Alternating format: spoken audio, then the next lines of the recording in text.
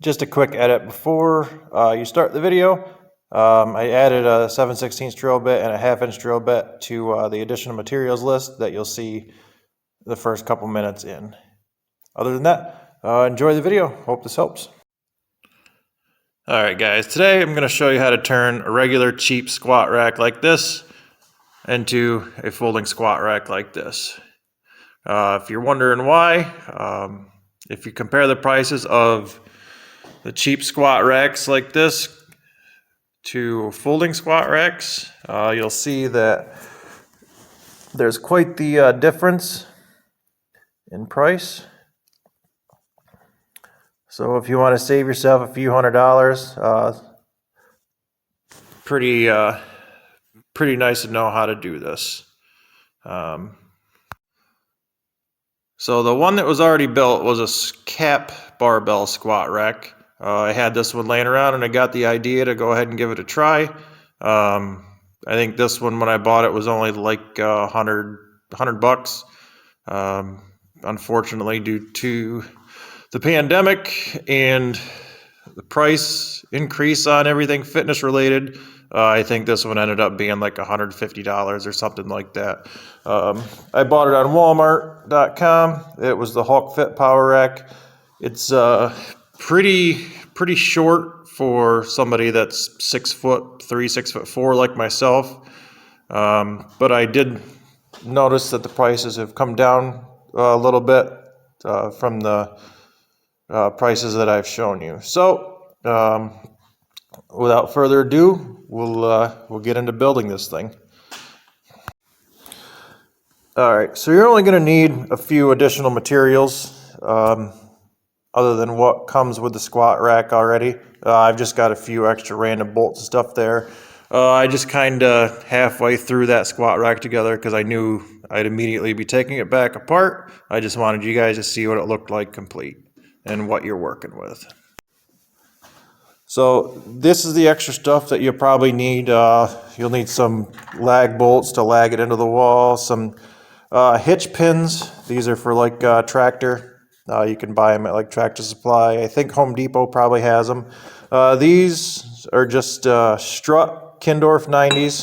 I think they're like $3 a piece, if that, at like Lowe's or Home Depot, or you could probably find them on Amazon. You're going to need something to cut with, something to mark with, tape measure, some basic hand tools, sockets, drill, and that should be pretty much it. Alright, so we went ahead and unfolded the completed squat rack just to show you what it looks like, why I did what I did. These measurements that I'm going to use here for the ones that stand out off the wall, I went with this length just to give you a little bit more room to get under the squat rack. That way, if you want to put like a bench down here on the floor or something, it gives you a little bit more room. And also, if you look at it where you stand under the squat rack, it'll give you plenty of room to move your arms and just kind of more room generally to work with. So you're not going to need the cross brace or the pull-up bar for this one. If you get the cap model, if it's the same dimensions as what this one is here, you could probably utilize the pull-up bar if you, I don't know, find a way to mount it. This one, the Hulk Fit one, I'm not really sure why they called it Hulk Fit, because I don't think Hulk would ever use this thing. The pull-up bar is basically useless. I think it's at like 7 feet.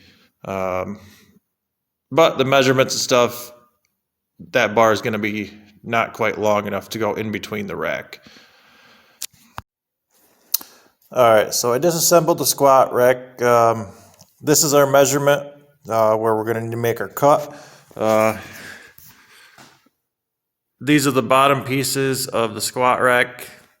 I'm going to leave those little tabs on it because it's a nice place to put those pins when you've got it stored up against the wall, you can kind of see them that way. The reason I went with 21 3/4 was if you're using the cap pull-up bar, cap rack, sorry, you notice that it's 43.5 inches wide. That way, if you have the cap one and you're converting a cap barbell squat rack, 21 3/4 is half of 43.5.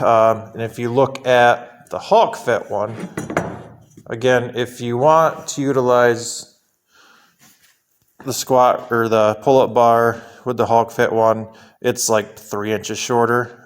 It doesn't give you a lot of room if you're a bigger guy like me to get underneath the barbell and get your hand placement wherever you want it.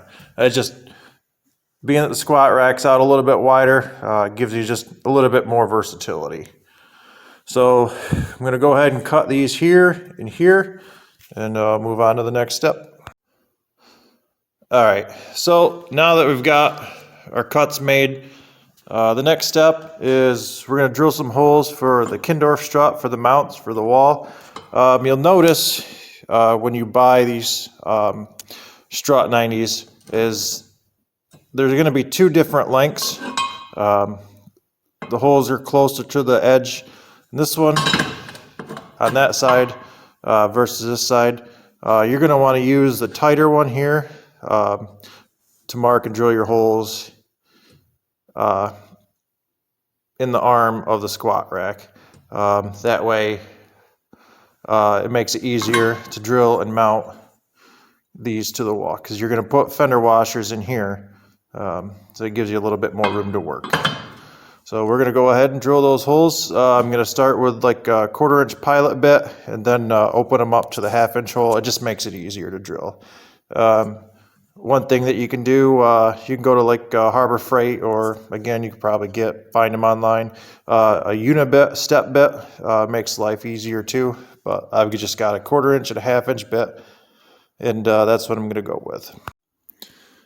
All right, for our next step, go ahead and get the wall mounts ready to go. So this is how the whole mechanism works. See, I got the strut 90 lagged into the wall. Just make sure that's level. You got your bolt here. What's going to happen with this when you're done, this is actually going to be loose. I don't have the right bolt yet that I want. What you're going to want to look for is a bolt that has like a nylon locking ring in it. That way you can leave this loose, because you're going to want to be able to move this up and down, because if I've learned anything about garages is the concrete floors are never quite level.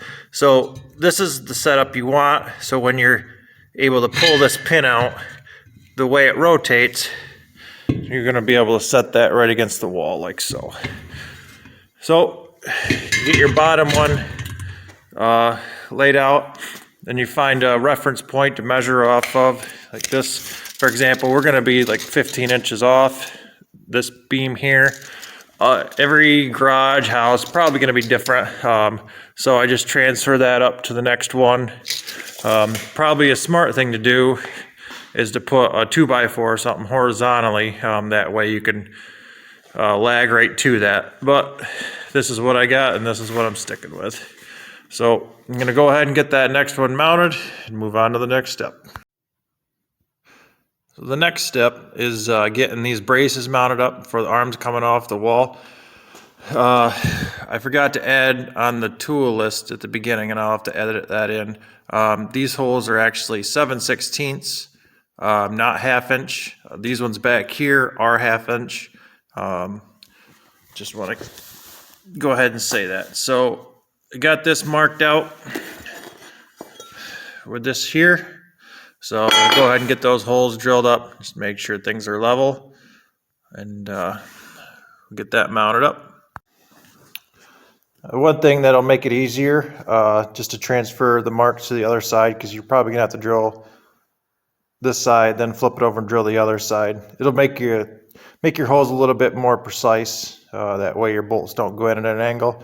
I usually start it at the 10, just so you've got 1, 2, 3, 4. Sometimes at the end of a tape measure, you got a little bit of play there. This just gives you a little bit more precision when it comes to your measurements. Okay, so now we got everything mounted up, tightened down, brackets in place. Going to see how that is. Now the hard part's over. Now we'll go back to our original measurement of the pull-up bar in between, if that's what you want to do. So it was 43.5. So it's 2-inch tubing. So 43.5. Sorry, the tape measure's off a little bit. Measurement to center of the piece of strut 90 would be 44.5. So there's our center line. So that's where our next half of the rack is going to go. And once I get the numbers transferred over onto the next post, just drill everything up and get everything mounted back up. All right, so here's a finished product. Once you get the other side mounted up, it's just a mirror image of that guy. Really simple. One thing you do is these little tabs here, just drill those out to a 1/2 inch so you have a place to put these guys. And I don't know if I mentioned it or not, but you want the bolt on the outside or on the inside. You want the pin closest to the wall. Like I said, one thing you want to pay attention to is you want to keep this guy loose. Like I said, if you get, these are 3-inch bolts. I don't know if you want to get 3.5s maybe, and maybe locking, like a nylon locking nut to keep this guy from backing off. Or if you want to use it to tighten up once you get it out here for a little extra stability. Because once these are in, you do have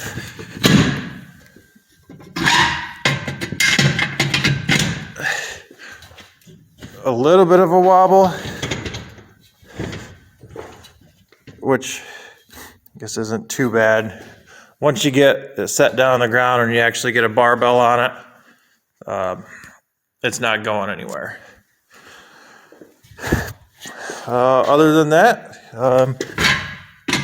get that guy there, this one there. Sorry, my camera skills are lacking. It's getting a little late in the day. Then just pick up on this a little bit, slide it in like so.